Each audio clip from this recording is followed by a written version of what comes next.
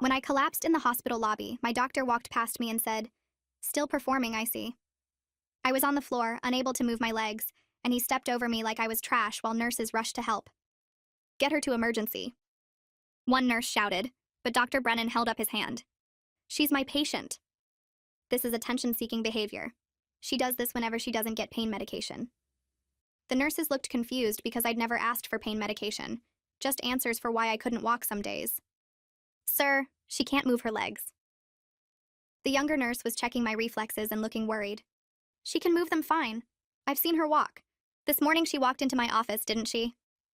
He pulled out his phone, checking the time like I was making him late. "That was 3 hours ago. Something's wrong. Please run the MRI you promised." I could barely talk through the pain shooting up my spine.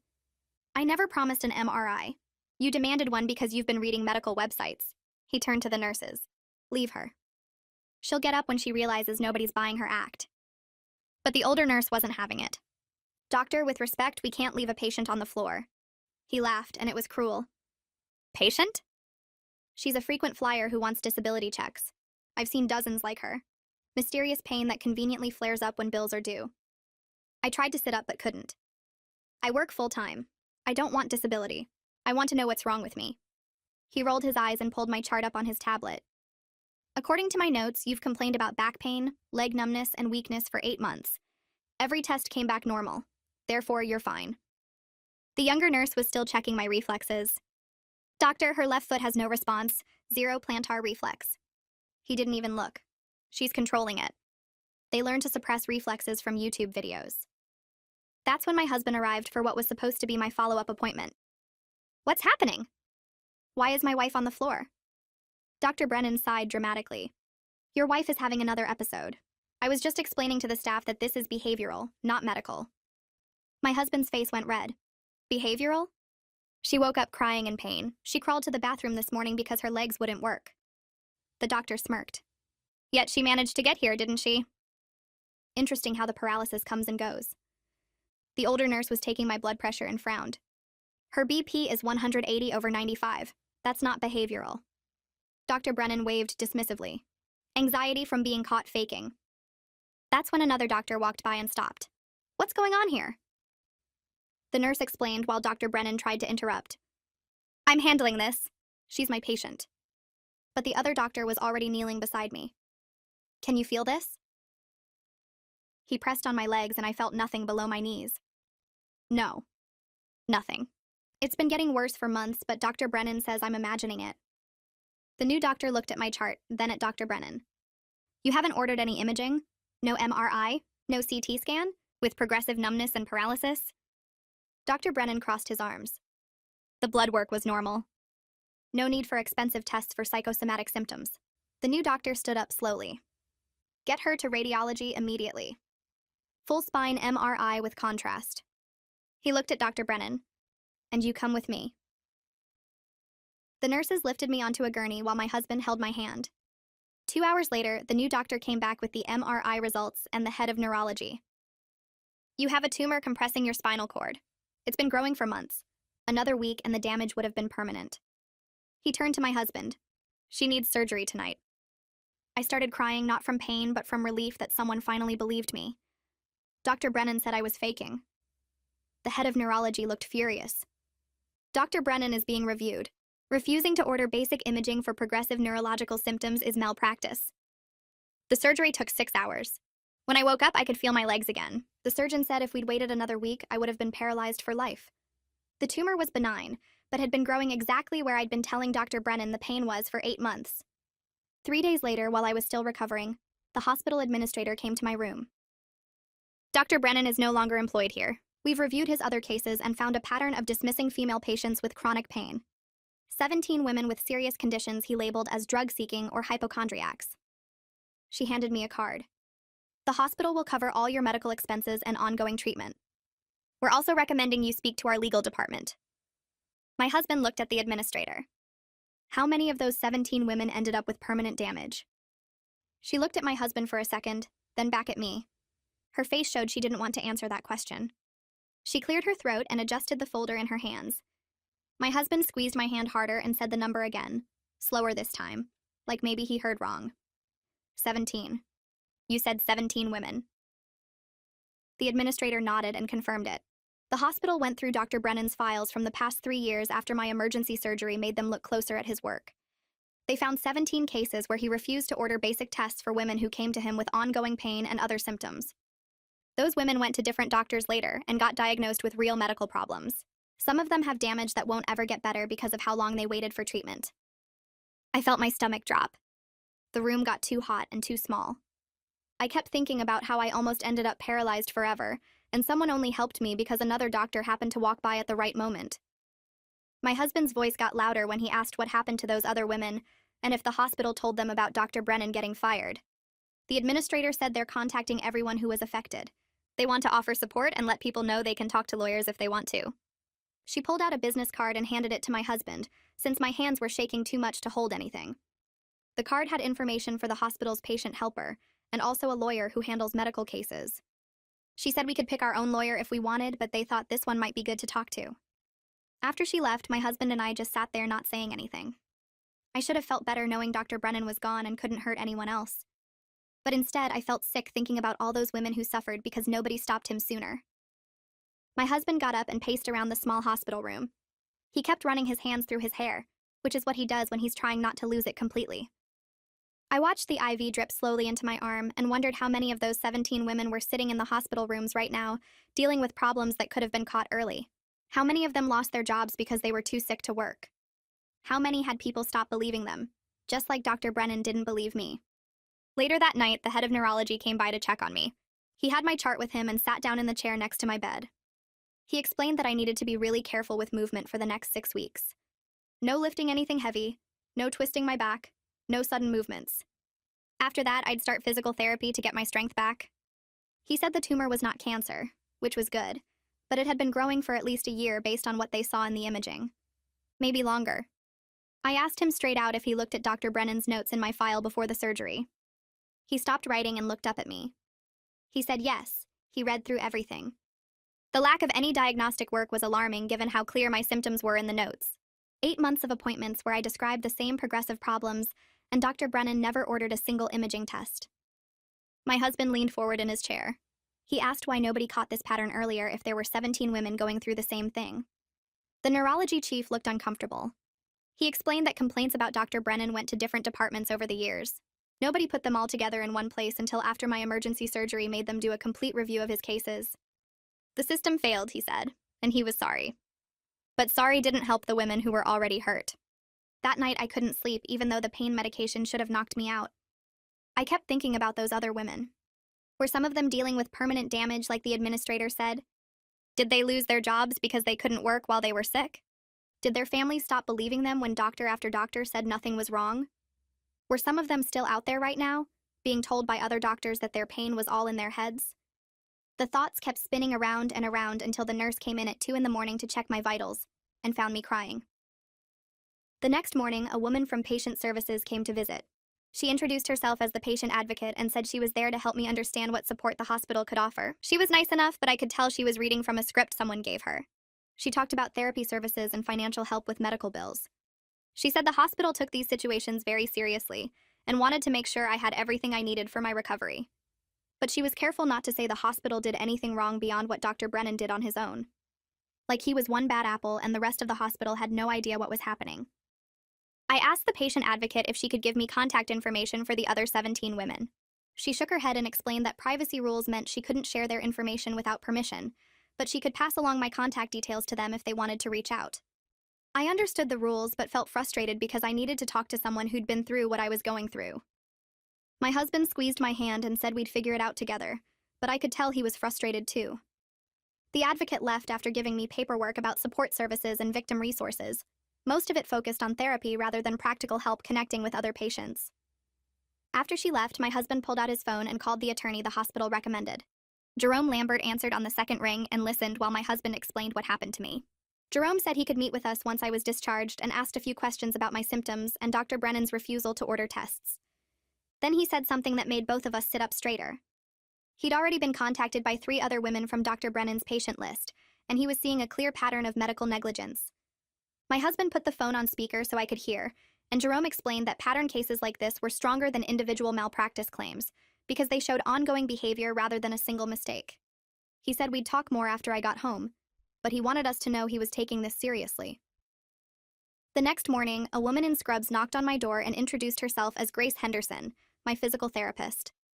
She had a warm smile but serious eyes, and she explained we'd start with basic movement exercises to prevent my muscles from getting weaker while I recovered. She helped me sit up in bed and showed me how to flex my feet and bend my knees without putting stress on my spine. The exercises seemed simple, but I could tell from how carefully she watched me that she'd seen the imaging showing nerve damage. She didn't say anything about it directly, just adjusted my movements and made notes on her tablet. After 20 minutes, my legs were shaking from the effort of movements that used to be automatic. Grace came back that afternoon for another session, and this time she was more direct. She sat down next to the bed and told me I should regain most of my strength and mobility, but some numbness in my left foot would likely be permanent. The nerve had been compressed for too long before the surgery, and that kind of damage didn't always heal completely. I felt anger flare up hot in my chest because this was exactly what I'd been afraid of when I kept asking Dr. Brennan for tests.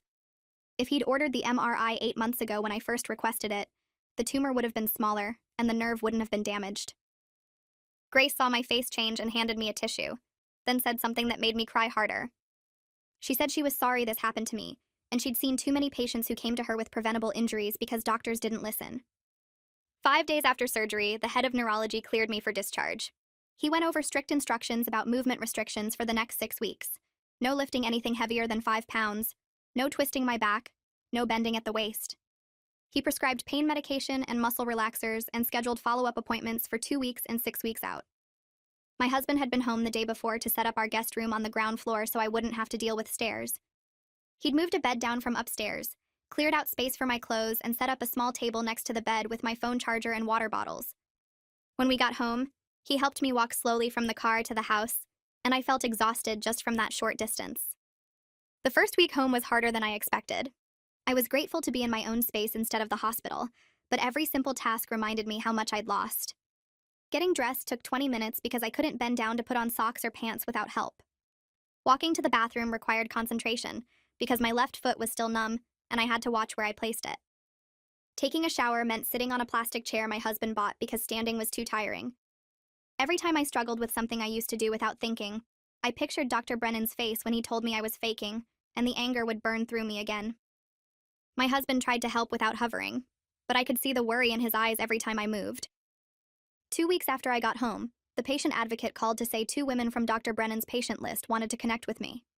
Their names were Temperance Sanderson and Millicent Frazier, and they'd both agreed to a video call since I wasn't cleared for in-person meetings yet. We set it up for the following evening, and I spent the whole day nervous about what their stories would be. My husband sat next to me when I opened the laptop and 2 women appeared on screen. Temperance looked tired, with dark circles under her eyes, and Millicent had her hair pulled back tight like she'd just come from work. Temperance started talking first, and her voice was quiet but steady. She'd seen Dr. Brennan for joint pain and constant tiredness for over a year.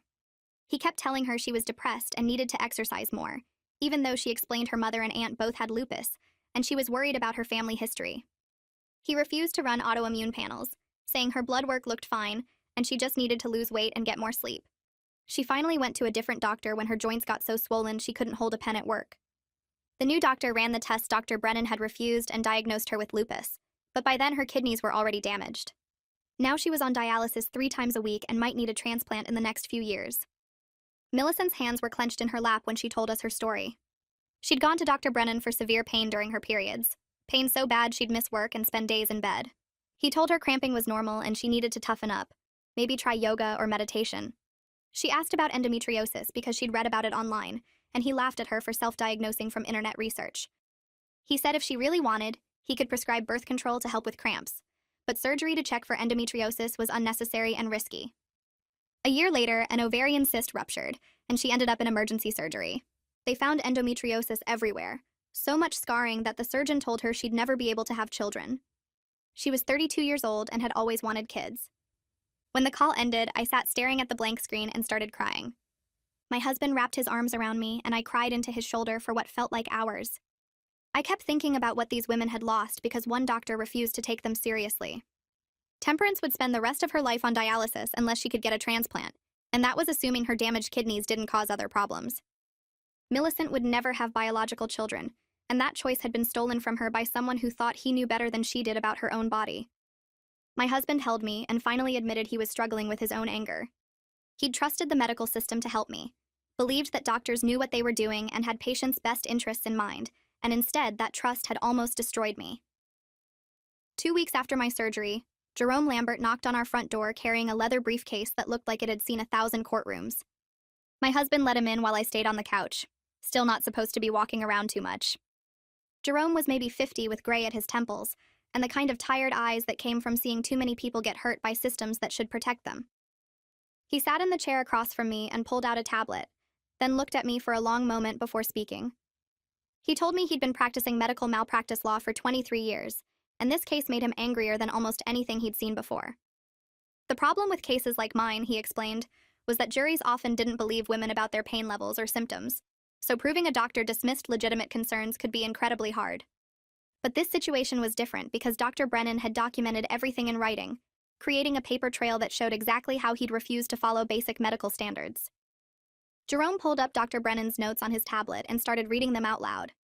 Entry after entry where Dr. Brennan wrote that I was drug-seeking, that my symptoms were behavioral, that I was exaggerating for attention or disability benefits. He'd written similar things about dozens of other patients, always women, always dismissing their complaints as psychological or fabricated. The notes were supposed to protect him by showing his clinical reasoning, but instead they proved he had a pattern of refusing to order standard diagnostic tests when women reported pain. Jerome had already contacted 6 of the 17 women from Dr. Brennan's patient list, and the stories were devastating. 12 of them turned out to have serious medical conditions that went undiagnosed for months or years, while Dr. Brennan told them nothing was wrong. Lupus, endometriosis, multiple sclerosis, ovarian cancer, spinal tumors, rheumatoid arthritis. 5 of those 12 women now had permanent damage or disability because their conditions progressed untreated. I asked Jerome what would happen to Dr. Brennan beyond losing his job at the hospital.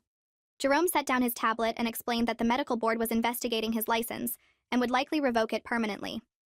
Criminal charges were possible in the most severe cases where patients suffered major harm, but those were hard to prove and rarely resulted in convictions.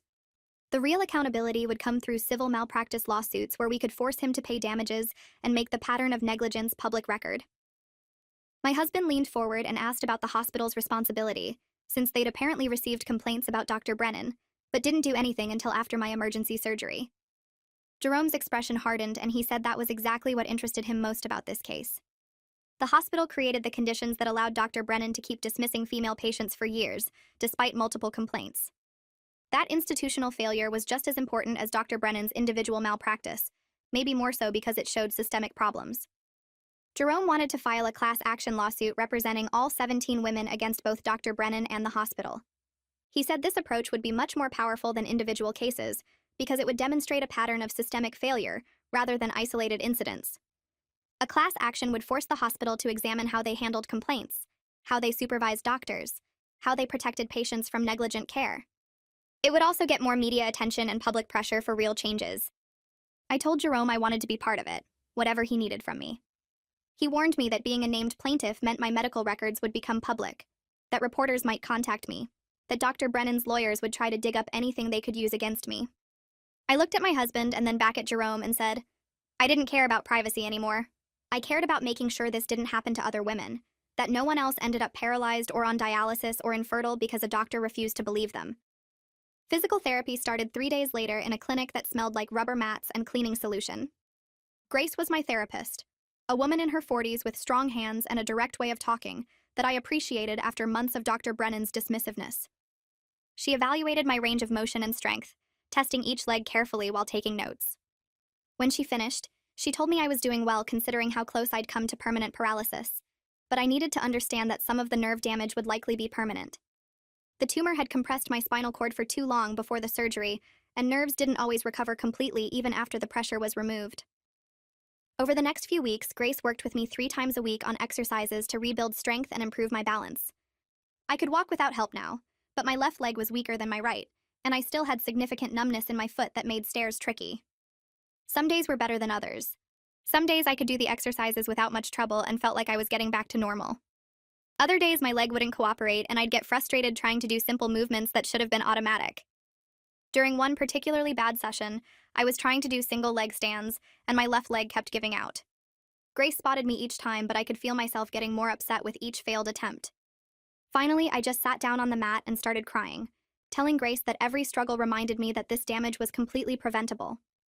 If Dr. Brennan had ordered the MRI 8 months ago when I first asked, the tumor would have been smaller, and the surgery would have been simpler, and I wouldn't be sitting here unable to balance on one leg. Grace handed me a water bottle and sat down next to me on the mat. She didn't try to make me feel better or tell me I was doing great. She just listened while I talked about how angry I was. When I finished, she told me she'd treated other patients who were dismissed by doctors before getting proper diagnoses. She'd seen people with MS who were told they were stressed, people with Lyme disease who were told they were depressed, people with autoimmune conditions who were told they needed to exercise more. The medical system had a real problem with dismissing certain patients, especially women with pain that didn't show up on basic tests. Grace suggested I might benefit from therapy to help process the medical trauma alongside the physical recovery, because the emotional damage from being dismissed and disbelieved could be just as hard to heal as the nerve damage in my leg. I took Grace's advice and scheduled an appointment with a therapist the following week. The clinic was in a medical building that smelled like coffee and carpet cleaner, nothing like the hospital antiseptic that still made my stomach turn. The therapist's name was Dr. Reeves, and she specialized in medical trauma according to the website.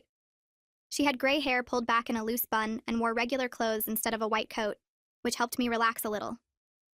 We spent the first session going over what happened with Dr. Brennan, and she listened without interrupting while I explained how he dismissed my symptoms for 8 months until I collapsed. When I finished, she leaned forward and told me something I needed to hear. My anger was completely justified, and processing it didn't mean letting go of accountability. It meant not letting the anger consume me while I healed. She explained that trauma from medical dismissal was real and valid, that being disbelieved by someone who was supposed to help you created a specific kind of wound. Over the next few sessions, she helped me understand that I could be angry about what happened and still move forward with my recovery. The anger didn't have to control every moment of my day. 3 weeks after my surgery, a journalist named Hugo Mendez called my cell phone. He worked for the regional newspaper and wanted to do a story about Dr. Brennan's pattern of dismissing female patients. I told him I needed to talk to my lawyer before agreeing to anything. Jerome called me back within an hour after I left him a message about Hugo's request. He explained that media coverage could help our case by putting public pressure on the hospital, but I needed to be careful about what I said. Anything I told Hugo could potentially be used by the hospital's lawyers, so Jerome wanted to be present during the interview to make sure I didn't accidentally say something that could hurt the lawsuit. I agreed, and Jerome set up a meeting at his office for the following week. When the day came, I drove to Jerome's office building downtown with my husband. The elevator ride made my legs ache because I still couldn't stand for long periods without discomfort. Jerome's office was on the 3rd floor with windows overlooking the street, and Temperance and Millicent were already there when we arrived. Hugo was younger than I expected, maybe 30, with a notebook and recording device set up on Jerome's conference table. Jerome started by explaining the ground rules. We could talk about our experiences with Dr. Brennan and the symptoms he dismissed, but we couldn't discuss specific details about the pending investigation or speculate about the hospital's internal policies. Hugo nodded and started asking questions. We spent 2 hours going through our stories. I talked about the 8 months of appointments where Dr. Brennan refused to order imaging despite my progressive numbness and weakness. Temperance described how he dismissed her joint pain and fatigue as depression, refusing to run autoimmune panels even though lupus ran in her family. Millicent detailed the severe menstrual pain he called normal cramping, never investigating for endometriosis until her ovarian cyst ruptured. Hugo took careful notes and asked follow-up questions about specific appointments, what Dr. Brennan said, how we felt when he dismissed our concerns. By the end, my voice was hoarse from talking, and my leg was throbbing from sitting too long. Hugo's article published the following week with the headline, Pattern of Dismissal, How One Doctor's Bias Left 17 Women Undiagnosed. I bought 3 copies of the newspaper from the convenience store near our house. The article was on the front page of the local section with a photo of the hospital. It included direct quotes from me, Temperance, and Millicent, plus anonymous accounts from 3 other victims who weren't comfortable being named publicly. Hugo had done his research, pulling statistics about how women's pain is systematically undertreated and dismissed compared to men's. He quoted medical studies showing that women wait longer for pain medication in emergency rooms and are more likely to have their symptoms attributed to anxiety or stress. Reading the article made me cry because seeing our experiences validated in print felt important somehow, like proof that what happened to us was real and wrong. The article generated attention around town faster than I expected. My coworkers mentioned seeing it, and several people reached out through social media to share their own stories of medical dismissal. The hospital issued a statement 2 days after publication, expressing regret for the institutional failures that allowed Dr. Brennan's pattern to continue. Their PR response felt hollow and calculated. They talked about implementing new patient complaint tracking systems and reviewing their oversight procedures. But none of that changed the fact that they only acted after my emergency surgery forced their hand. The statement carefully avoided admitting specific wrongdoing while trying to sound concerned and responsible. More women started coming forward after the article published. Some were Dr. Brennan's former patients who hadn't been part of the original 17 cases the hospital identified. Others had similar experiences with different doctors at different hospitals, sharing stories of dismissed pain and refused testing. I created a private social media group for women dealing with medical dismissal, and within a week it had over 40 members. The scope of the problem became clear through their stories. This wasn't about one bad doctor making mistakes.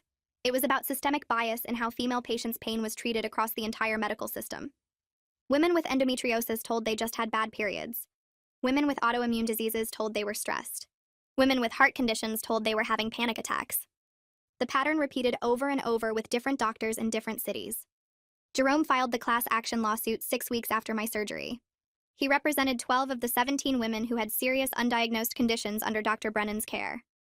The 5 women whose tests ultimately came back normal weren't part of the suit, though their experiences of dismissal were equally real and damaging. Jerome explained that the legal standard for malpractice required proving actual harm from the negligence, which meant demonstrating that delayed diagnosis caused worsened outcomes. The 12 of us in the lawsuit all had documented permanent damage or complications that could have been prevented with earlier diagnosis. The lawsuit named both Dr. Brennan and the hospital, alleging medical malpractice and institutional negligence. Jerome held a press conference at his office where several of us spoke about our experiences. I stood at the microphone with my cane for balance and talked about collapsing in the hospital lobby, while Dr. Brennan stepped over me. Temperance described her kidney damage and ongoing dialysis needs. Millicent talked about the infertility caused by untreated endometriosis. Local news cameras recorded everything, and the story got picked up by larger regional media outlets. That evening, I watched myself on the 6 o'clock news talking about how Dr. Brennan refused to order the MRI that would have found my tumor before it caused nerve damage. I was 8 weeks post-surgery when my surgeon cleared me to return to limited activities. My physical recovery had progressed enough that I could walk without assistance, though I still had numbness in my left foot and needed to be careful about balance. Stairs remained tricky, and I got tired faster than before the surgery. Grace said I was doing well considering how close I'd come to permanent paralysis, but some of the nerve damage would likely never fully heal. I started working from home part-time, grateful my employer was flexible about accommodations. Temperance, Millicent, and I started meeting regularly for coffee at a shop near the hospital. We formed an unexpected support group, 3 women connected by the same doctor's negligence. Temperance was struggling the most because her kidney damage required dialysis 3 times a week. She'd been forced to quit her teaching job because she couldn't maintain the energy needed for classroom work while managing her treatment schedule. She talked about being on the transplant waiting list and the uncertainty of not knowing when or if a kidney would become available. Some days she seemed okay, making dark jokes about her dialysis machine. Other days she was quiet and withdrawn, the weight of what Dr. Brennan's dismissal had cost her visible in every movement. Millicent sat across from us at the coffee shop, stirring her tea in slow circles while we waited for her to speak. She'd been quiet since we sat down, different from her usual energy. Finally, she looked up and said she'd been working with a therapist about the infertility, processing what Dr. Brennan's dismissal had stolen from her. The therapy helped most days, she explained, but sometimes she'd see a pregnant woman or a baby announcement, and the rage would hit her so hard she couldn't breathe. She'd lost her chance at biological children because one doctor refused to investigate her pain, and no amount of therapy could give that back. Temperance reached across the table and squeezed her hand without saying anything. Millicent wiped her eyes and mentioned she'd been researching adoption agencies, but every time she started the process, she felt this complicated grief that made it hard to move forward. She wanted to be a mother, but the loss of what was taken kept getting tangled up with thoughts about what could be. I understood that feeling of having something stolen that you could never get back, even if my loss was different from hers. The conversation shifted when Temperance brought up an idea that had been forming in her mind. She asked what we thought about starting some kind of patient advocacy organization focused on medical dismissal of women's pain. The 3 of us had been meeting for weeks, sharing our experiences and supporting each other, and she'd realized how many other women must be going through similar situations without anyone believing them. Millicent nodded slowly and said the idea made sense, but felt overwhelming given that we were all still dealing with our own health problems and recovery.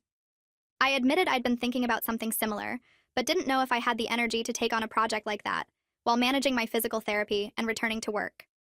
We sat there for a while discussing what an organization like that would even look like, what resources it could provide, whether we had the skills or knowledge to make it work. None of us had answers, but the need felt urgent and real. Temperance said she'd been contacted by 2 more women who saw the news coverage and had their own stories of being dismissed by doctors, and if we didn't do something to help, who would? The weight of that responsibility settled over our table like heavy fog.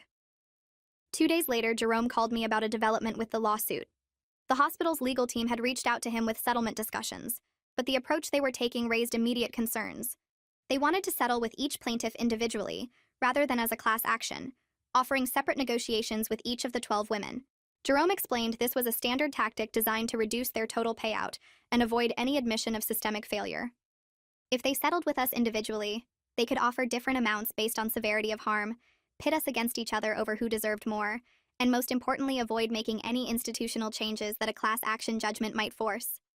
He asked me to reach out to Temperance and Millicent, so we could discuss this as a group before anyone made decisions. The hospital was counting on some of us accepting quick settlements out of financial need or exhaustion, which would weaken the case for everyone else. I hung up feeling angry that even now, even after everything, the hospital was trying to minimize accountability and avoid real change. We met at Jerome's office 3 days later, all 12 plaintiffs crammed into his conference room. He laid out the situation clearly, and without sugarcoating the difficulty of the choice we faced. Individual settlements would likely be larger for those of us with the most severe outcomes, he explained. My spinal tumor and near paralysis, Temperance's kidney damage requiring dialysis, Millicent's infertility, the woman with undiagnosed MS who now used a wheelchair, we'd probably get substantial compensation if we settled individually. But those individual settlements wouldn't force the hospital to change anything about how they investigate complaints or train doctors about implicit bias. The women with less severe outcomes might get smaller settlements or be pressured to accept minimal amounts. The hospital could write checks, make us sign agreements, and continue operating exactly as they had before. Jerome recommended we reject the individual settlement offers and hold firm on the class action approach, but he made clear this was our decision to make. The room fell silent as we processed what he was telling us. Temperance spoke first, her voice steady despite the tears on her face. She said her permanent kidney damage wasn't worth any amount of money, that no settlement could give her back her health or her teaching career or the years she'd lost. But forcing the hospital to change its complaint investigation procedures, making them implement real oversight and training, that might prevent someone else from ending up on dialysis because a doctor dismissed their symptoms. She wanted to reject the individual settlement and continue with the class action, even though it meant more depositions, more stress, more time dragging this out. One by one, the other women voiced their agreement. The woman with MS said she'd rather wait years for a judgment than take money and leave the system unchanged. Millicent said she couldn't live with herself if she took a settlement knowing other women would face the same dismissal she did. When it came to my turn, I thought about collapsing in that hospital lobby, about Dr. Brennan stepping over me like I was trash, about waking up from surgery knowing I'd almost been paralyzed forever. I voted to reject the individual settlements. We all did, unanimously, choosing the harder path because it was the only one that might actually change something. 3 months after my surgery, I returned to work part-time with accommodations for my physical limitations. My employer had been supportive throughout my recovery, allowing me to work from home initially, and then easing back into the office with a modified schedule. But sitting at my desk doing the same tasks I'd done before everything happened felt surreal and disconnected. My coworkers treated me carefully, asking how I was feeling but clearly uncomfortable with the whole situation. Nobody knew quite what to say to someone who'd almost been paralyzed because their doctor refused to believe them. I'd catch myself touching my left foot during meetings, checking if I could still feel it, remembering how completely numb it had been. The physical therapy had helped tremendously, and I could walk without assistance now, but Grace kept reminding me that some nerve damage would be permanent. I tired faster than before, needed to take breaks to stretch and move, had to be careful about balance. Normal life felt like a costume I was wearing while still processing the trauma of what had happened, like I was pretending everything was fine when nothing felt fine at all. The medical board investigation into Dr. Brennan's license concluded with their formal recommendation for permanent revocation. Jerome called to tell me the news and explained this was actually a strong outcome that we shouldn't take for granted. Medical boards often protected physicians even in cases of clear malpractice, he said, because the boards were made up of other doctors who understood how difficult the job was and tended to give colleagues the benefit of doubt. But the evidence against Dr. Brennan was so overwhelming, the pattern so clear and documented, that the board couldn't ignore it without destroying their own credibility. 17 women with serious undiagnosed conditions, detailed notes showing his dismissive reasoning, multiple complaints filed over years that the hospital had failed to investigate properly. It all added up to a case they couldn't sweep away. Jerome said we should expect Dr. Brennan's attorney to appeal the recommendation, but the permanent revocation would likely stand. I felt a grim satisfaction hearing this, knowing he wouldn't be able to dismiss another woman's pain, but it didn't undo the damage he'd already caused to so many of us. Dr. Brennan's attorney filed motions to dismiss the lawsuit about a week after the medical board recommendation came through. The legal argument claimed that his clinical judgment had been within the standard of care and that bad outcomes didn't necessarily constitute malpractice. Jerome had expected this defense strategy and wasn't concerned about the motion succeeding. He'd already lined up expert witnesses prepared to testify about how refusing diagnostic testing for progressive neurological symptoms violated basic medical standards. A doctor could make a wrong diagnosis and not be liable for malpractice if they'd followed appropriate protocols, Jerome explained. But Dr. Brennan hadn't followed protocols at all. He'd refused to order imaging, dismissed objective findings like absent reflexes, and documented his belief that patients were faking without conducting the tests that would have confirmed or ruled out serious conditions. The expert witnesses would explain to a jury why this wasn't a matter of clinical judgment, but rather a failure to meet minimum standards of care. Jerome seemed confident the motions would be denied, but the legal maneuvering meant more delays, more time before we'd see any resolution. 4 months after my surgery, the hospital's attorneys scheduled my deposition. Jerome prepared me thoroughly over several sessions, explaining what questions to expect and how to answer clearly without getting defensive or emotional. The deposition took place in a sterile conference room at the hospital's legal offices, which felt deliberately hostile given that this was where Dr. Brennan had worked.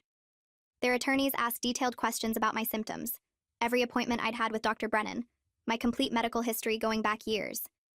They wanted to know if I'd ever missed appointments, if I'd always been honest about my symptoms, if I'd done my own research online before seeing Dr. Brennan, if I'd ever asked for pain medication from other doctors. I could see what they were doing, looking for anything they could use to argue I'd contributed to the delayed diagnosis by being a bad historian or a difficult patient. They asked about my work schedule, my stress levels, my relationship with my husband, whether I'd been depressed or anxious. Every question felt designed to suggest I was somehow responsible for Dr. Brennan's failure to diagnose my spinal tumor. The deposition lasted 6 hours with breaks, and by the end I was physically and emotionally exhausted.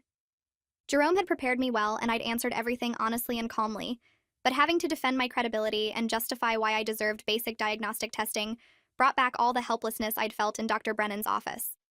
The hospital's attorneys had been professional but relentless, circling back to the same questions phrased different ways, trying to catch inconsistencies or admissions they could use.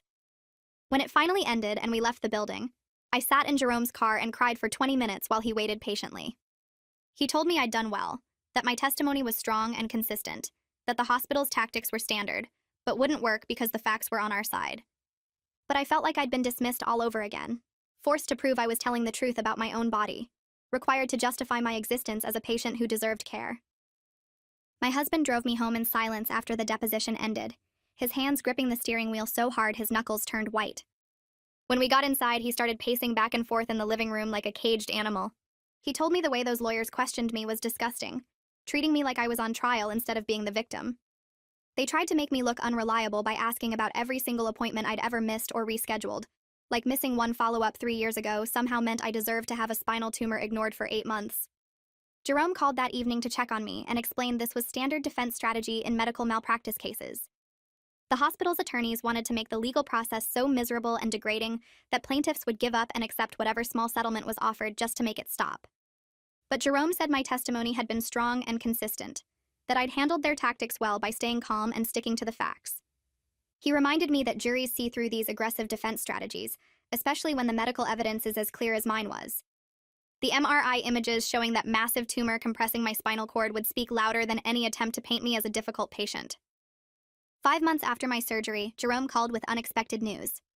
The hospital had suddenly shifted their legal strategy and was now proposing mediation for the class action case instead of continuing to fight in court. Jerome explained this usually meant the hospital's legal team had done the math and realized they would lose badly at trial. They wanted to control the narrative and settlement amounts through mediation, rather than letting a jury decide how much money 12 women with permanent injuries deserved. Mediation would let them avoid the public spectacle of a trial, where all the details about Dr. Brennan's pattern would be presented to reporters sitting in the courtroom. Jerome thought we should agree to mediation, but warned us not to accept any settlement that didn't include mandatory changes to how the hospital handled patient complaints. The money mattered for covering medical expenses and compensating us for our suffering, but institutional reforms mattered more for protecting future patients from going through what we did. We met at Jerome's office the following week to discuss what specific policy changes we wanted. All 12 plaintiffs attended along with Jerome and 2 other attorneys from his firm who specialized in institutional reform cases. Jerome had prepared a document outlining potential requirements, including an independent patient complaint tracking system, mandatory implicit bias training for all physicians, and creation of a patient advocacy office with real investigative power. Temperance spoke up first and said the tracking system needed to flag patterns across multiple patients, not just individual complaints. Her lupus diagnosis had been delayed because Dr. Brennan dismissed her symptoms the same way he dismissed mine. But if anyone had been looking at his patient files as a whole, they would have seen he was refusing diagnostic testing for nearly every woman who came to him with chronic pain. Millicent added that the bias training couldn't be some 1-hour online module that doctors clicked through without paying attention. It needed to be comprehensive and taught by experts who understood how gender bias in medicine leads to women dying from preventable conditions. We spent 3 hours developing a detailed list of reforms we would demand during mediation, knowing the hospital would resist anything that required real money and effort to implement. The mediation took place in a hotel conference room over 2 full days, with all 12 of us plaintiffs, our attorneys, the hospital's legal team of 6 lawyers, and a professional mediator who was supposed to be neutral. The hospital's lead attorney opened by presenting their settlement offer, which included financial compensation for each of us based on the severity of our outcomes. The amounts ranged from $50,000 for women whose conditions were caught before permanent damage occurred, up to $500,000 for Temperance whose kidney failure required ongoing dialysis. But when Jerome asked about the institutional reforms we'd outlined, the hospital's attorney said they'd already made adequate changes after firing Dr. Brennan. They'd created a patient complaint form that got filed with the medical director's office, and they'd sent an email to all physicians reminding them about proper diagnostic protocols. Jerome looked at me and the other plaintiffs with an expression that said he'd expected this response. The hospital wanted to throw money at us and pretend the problem was solved by getting rid of one bad doctor, while refusing to acknowledge the systemic failures that let him harm patients for 3 years. Jerome pulled out a thick folder of documents and started walking through the hospital's so-called voluntary reforms, point by point. The patient complaint form they created went to the medical director's office, where it sat in a digital filing system with no process for analyzing patterns across multiple complaints. The email reminder about diagnostic protocols was sent once with no follow-up training, no testing to ensure doctors actually read it, no consequences for physicians who continued ignoring symptoms. Jerome had obtained records through legal discovery showing that in the 6 months since Dr. Brennan's firing, the hospital had received 43 patient complaints about dismissive treatment from other physicians. Not a single one of those complaints triggered any investigation or resulted in any physician being disciplined or required to undergo additional training. The hospital's reforms were window dressing designed to protect them legally without actually changing how they operated. Jerome presented data from medical journals showing that implicit bias training, when done properly by qualified experts over multiple sessions, significantly reduced disparities in how female patients and patients of color receive diagnostic testing. The hospital's refusal to invest in real training showed they cared more about their bottom line than patient safety. Temperance testified during the afternoon session of the first day, and her words cut through all the legal language and bureaucratic excuses. She explained that she'd been a third-grade teacher who loved her job and was good at it, winning Teacher of the Year at her elementary school 2 years before she started seeing Dr. Brennan. Now she couldn't work because dialysis 3 times a week left her exhausted and unable to maintain the energy that teaching young children required. Her kidney damage was permanent and preventable, caused entirely by Dr. Brennan refusing to run basic blood tests that would have caught her lupus before it destroyed her kidneys. She talked about how she'd always wanted to have children, but now that dream was gone because pregnancy would be too dangerous with her kidney function so compromised.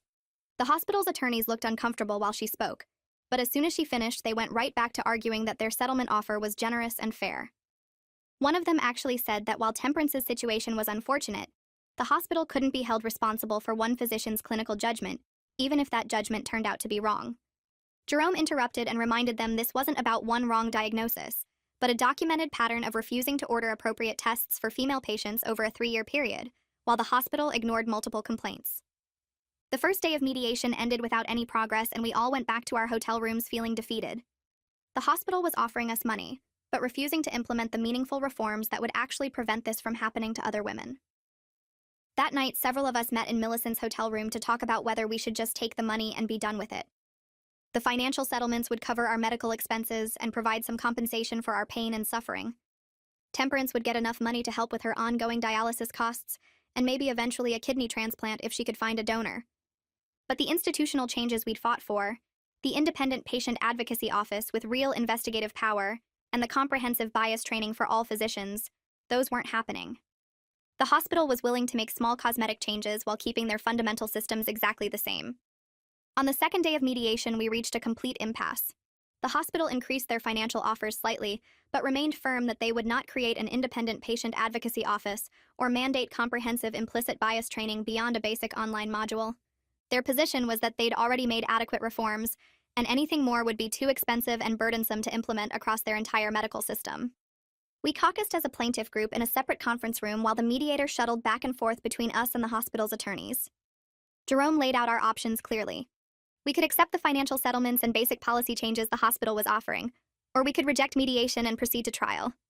The settlements on the table were substantial, enough to make a real difference in all our lives, especially for those of us facing ongoing medical costs. But the institutional changes felt inadequate, like putting a band-aid on a broken system that would keep harming women after we were gone. Jerome reminded us that going to trial was risky and would take at least another year, maybe longer with appeals. We would all have to testify in open court with Dr. Brennan's attorneys cross-examining us and trying to destroy our credibility in front of a jury. Every detail of our medical histories would be examined and questioned. We'd have to relive the trauma of being dismissed and ignored over and over again, through depositions, pre-trial hearings, and finally the trial itself. Jerome believed we would likely win at trial because the evidence was so strong, but the emotional cost would be significant. He'd seen clients win big verdicts only to feel hollowed out by the experience of having their suffering picked apart in public. Several of us were crying as we discussed what to do, torn between accepting an imperfect settlement or fighting for the comprehensive reforms we knew were necessary, but might destroy us emotionally in the process.